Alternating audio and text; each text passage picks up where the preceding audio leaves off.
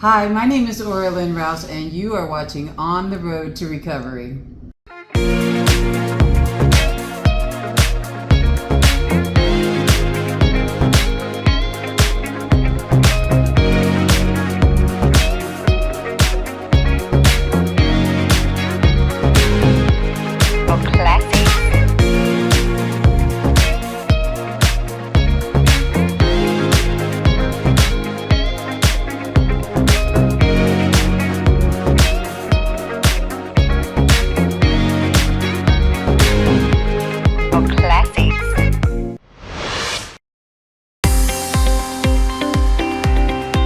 I was born in 1972 to a couple of hippie parents, hence the name Aura, in California.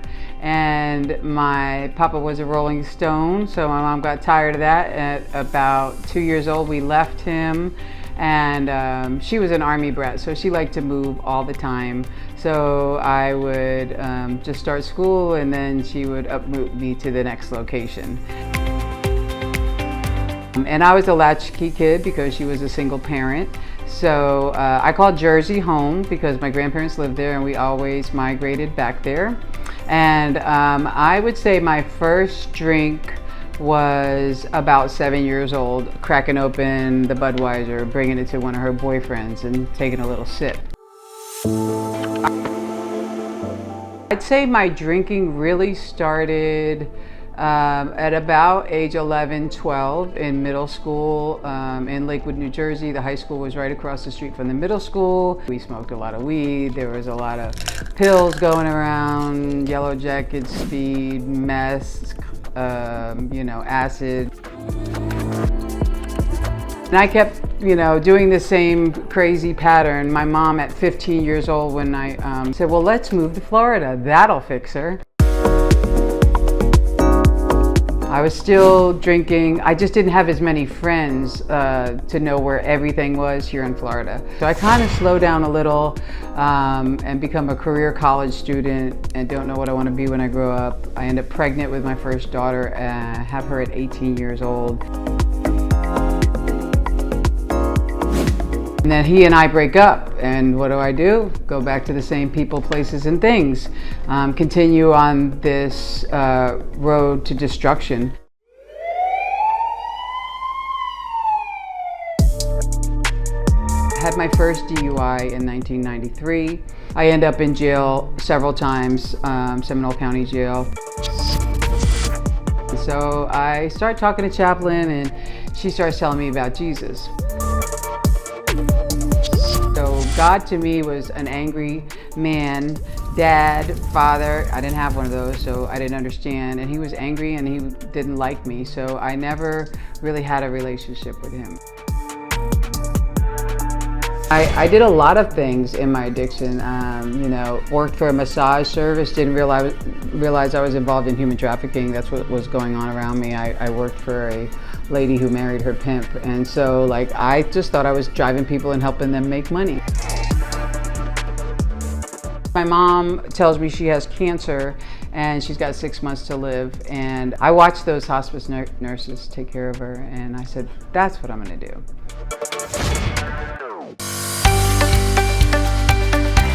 So I started going to class at Seminole State to become a nurse. I started with the LPN first and then the RN. I was pretty mellow in my addiction now. I really only drank occasionally, thought I had it under control, thought I was doing things right. And then I meet these girls at the hospital. They like to work hard, play hard, right? That's where I meet my now ex-husband. So I end up marrying Ben. I have Jordan in January of 2008. We're married in May of 2008. I end up going out drinking again. I don't have a community. I don't have AA. I don't have a sponsor. I don't have anybody surrounding me to help me. So I call the same people, go to the same places, do the same things.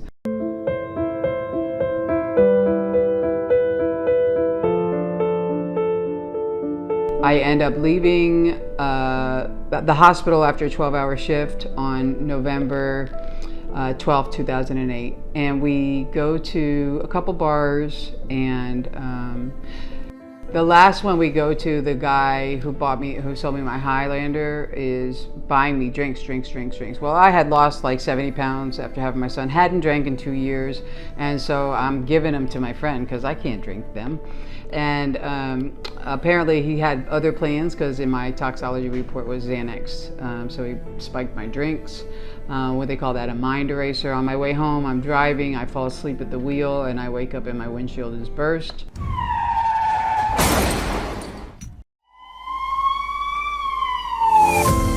And the cop is like, pulls up, he's like, you know you hit somebody. And I'm like, no, and I'm telling him my rendition of what I think happened. You know, I'm supposed to be at the hospital at 7 o'clock. It's like 4:30. My daughter is 16. She's supposed to be getting ready for high school. And I'm like, I don't even know what's happening to me. You know, I go to the jail, and it's like a bad dream, like a bad movie. They come in with this envelope and it says homicide. And I'm like, wait, like, you mean the guy's dead? And ended up going to prison to do a 4-year bid. And in that time, I really learned about why I was an addict. You know, why are you an alcoholic? Why do you make bad choices in men? Why do you continue to make these bad choices in life in general? So the root of my issue goes back to the trauma. Trauma first, of course, of not having a father, and then sexual trauma. My first sexual encounter at the age of 12, walking home from a party, someone raped me. And so from there, I never dealt with that. I felt the shame and the guilt and thought, it's my fault. I wore the skirt, I did the whatever, and never talked about it. And so that had me making bad choices and trying to cover up this pain with alcohol, with whatever it was, cigarettes, whatever I could do to make myself feel better.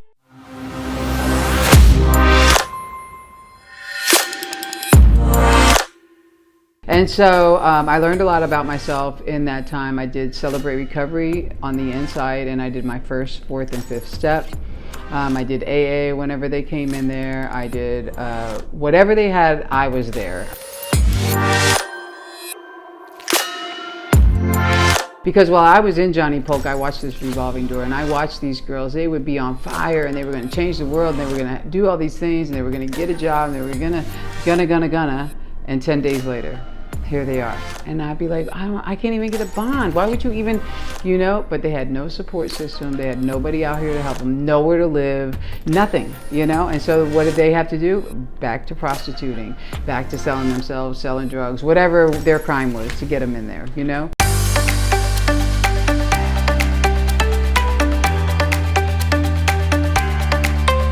And so I came out in 2012, and I went right to Celebrate Recovery at City Church.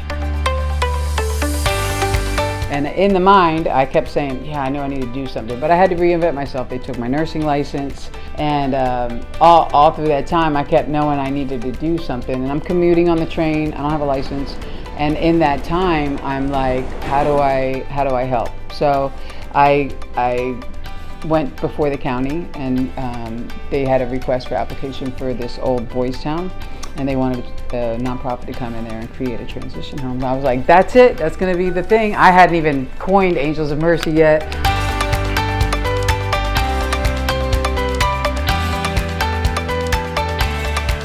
I go before Ministry Possible, I call them Christian Shark Tank, bring these same 5 binders, tell them my plan, they're like, we like it, go get a house. And I'm like, oh, yeah, I don't have any money. You buying the house? Am I buying the house? What's happening? So I ended up with Stan, one of my investors. He bought a bunch of houses in a estate sale. And so he said, what about these 2 houses? What would you do? And I said, this is what I would do, kind of drew it out. He said, which one do you want? I said, whatever God wants me to have. And so he gave me the larger duplex, 2-bedroom, 1 bath on each side. We revamped them totally. And I'm active in recovery. We go to meetings together. They do a meeting a day until they're through the 5th step with their sponsor. We teach them about God and how He is the center of their life, so they have that strong foundation, because life is lifey and it's gonna come. And the storms are coming, and if they don't have God and they don't have a recovery system, program after that, they're not going to know where to go when life happens, like I didn't know where to go. I just lead by example. I've also been asked to come into the jail. I was doing Bible studies and coming in with chaplain since 2017. Under Chief Bedard heard my testimony at the Good News Jail Ministry banquet, and she was like, "Hey, we did time together." And I was like, "Really?" She was like, "I was the warden." I was like, "Oh, well, I didn't meet you, so that's great, right?" Recovery is super important to me. I continue to talk to my sponsor. It may not be every day now. I meet with her at least once a month, sometimes twice a month.